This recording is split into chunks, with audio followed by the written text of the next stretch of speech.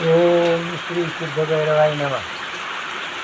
बघा आता आषाढ महिना संपला आणि रविवारी काय येणार आहे, गटार अमावस्या. पण मुळात आहे ना, या गटार अमावस्याचा अपभ्रंश झालेला आहे. याचा मूळ अर्थ काय आहे, ही जीवधुनी अमावस्या. आणि दुसरा काय आहे, गद्दार अमावस्या. आणि गद्दाराचा अपभ्रंश काय केलेला आहे, गटार. तर ह्या दिवशी जे आपल्या घरात दिवे असतात आणि त्या दिव्यांना जी घाण आलेली असते, आता दिवे राहिले नाही, आता सगळे बल्ब आलेत, पण मग देवापुढं दिवा आहे, समय आहे. आणि हे दिवे स्वच्छ ठेवायचे, त्यांच्या हरळी आघाड्याने पूजा करायची. आणि शुभम करोति कल्याणम आरोग्य धन संपदा शत्रुबुद्धी विनाशाय दीपज्योती नमस्ते. बघा, जगामध्ये जेवढे देश आहे आणि तेवढ्या देशामध्ये हे जे उत्सव आहेत, हे प्रत्येक महिन्याला किंवा 15 दिवसाला आपल्या भारतात साजरी केली जाते. आपल्या भारतीय संस्कृतीमध्ये उत्सव म्हणजे माणसाला उत्साहित करण्याकरता त्याच्यातून काहीतरी घ्यायचं आहे. आणि काही घेण्याकरता पूर्वी टी व्ही, रेडिओ, हे काही टेलिव्हिजन काही नव्हतं. आणि मग माणूस कसा उत्साहित होईल, कसा रममान होईल, कसा एकत्र येईल. आणि एकत्र येण्याकरता, रममान होण्याकरता जे उत्सव सण आले त्याचं नाव उत्सव म्हणतात. आणि मग त्याच्यामध्ये माणसं एकत्र येतात, आनंदाने राहतात आणि दुःख विसरतात. तशी ही गटार अमावस्या. आणि मग ते दिवे दिवायचे, त्यांची पूजा करायची.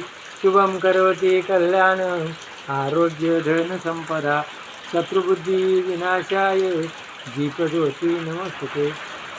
दिव्या नमस्कार. आता दिव्याला नमस्कार करायचा आहे.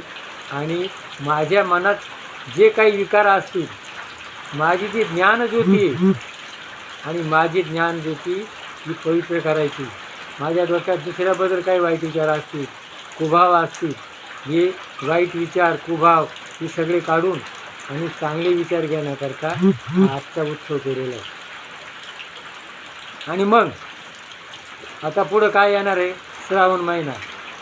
आता श्रावण महिन्यामध्ये काय खाऊ नये, मटण खाऊ नये, कांदा खाऊ नये, लसूण खाऊ नये, दारू पिऊ नये, महिनाभर वाईट व्यसन करू नये. मी आता ह्या अमावस्याला गद्दार होणार नाही, मी गद्दारपणा करणार नाही. आणि मग या व्यसनांचा मी आहारी जाणार नाही. पण आज काय झालं, आता गटार अमावस्या लागली, महिनाभर काही खायचं नाही. आणि मग भरपूर प्यायची.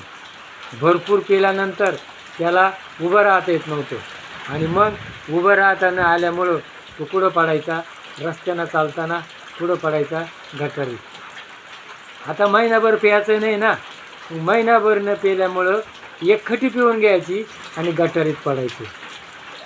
आणि मग लोकांनी त्याचा अपभ्रंश केलेला आहे. आता श्रावण आता लागणार आहे, आता महिनाभर वयसान खायचं नाही, दारू प्यायची नाही, आणि मग पोकी प्यायची आणि गटारीत पडायचं. हा आनंद उत्सव साजरा लोक करू राहिली. आणि हे जे उत्सव आहे ना, या सणांपैकी हा उत्सव सगळ्यात आनंदात करायचा. मटण आणायचं, मासे आणायचे, दारू आणायची, बियर आणायची आणि मस्तपैकी करायची. हा उत्सवाला जास्त उदाहरण आणले. तरी कृपा करून त्याचा काय अपभ्रंश करू नका. अरे, ही भारतीय संस्कृती महान आहे. आणि ही दारू, हे अल्कोहोल आहे, निकोटीन आहे. हे निकोटीन, दारू शरीराला विघातक आहे. याची जर सवय लागली तर ती सुटत नाही आणि त्याच्याशिवाय राहत नाही. आणि मग दारू पिताना काय होतं, सुरुवातीला त्याचं गुंगी येते, डोक्यात काही विचार राहते नाही. नंतर मग ती उतरली का, जे आहे ते आहे. नंतर मग सवय लागली का अल्कोहोलची आणि निकोटीनची, त्याच्या अंगाचं कापरं होतं, व्हायब्रेशन होतं. आणि मग हे जे मटण आहे, खऱ्या अर्थानं तुम्ही शास्त्र वाचा, हे जे मांसाहार जो आहे ना, हा कोणाचा आहे? ज्याला खालचे वरचे सुडे राहते, जे जिभेना पाणी टाकून पितात. आता माणूस जो आहे ना, माणूस काय जिभेना पाणी पित नाही. मग जिभेना पाणी पिणारा कोण आहे? वाघ, सिंह, लांडगा, कोल्हा, कुत्र आणि मांजर. आणि विज्ञानाच्या दृष्टिकोनातून यांचं जे आतडे, यांच्या आतड्याची लांबी 6 फूट आहे. यांच्या पोटामध्ये अल्कोहोल, आंबटपणा जास्त आहे आणि ते खालेलं मटण पचलं जातं आणि 6 फुटाच्या अंतरात ते झटक्यान निघून जाते. आणि ते जिभेनं पाणी पितात, म्हणजे कमी पितात. कमी पिल्यामुळं ते मांसाचं पचन होतं आणि म्हणून आपल्या माणसाची, मनुष्य देहाची आतड्याची लांबी 22 फूट आहे. आणि बघा 22 फुटात जर ते मटण जर गेलं तर ते लवकर बाहेर निघेल का? जर एखादा उंदीर मिळाला, त्या उंदराचा किती वास होत होतो, घुशीचा वास होत होतो, त्याचा आपल्या पोटात त्याचा घाण होतो आणि त्याचा लोड मेंदू येतो. माणूस तमोगुणी बनतो, रागीट बनतो, करू नये ते करतो.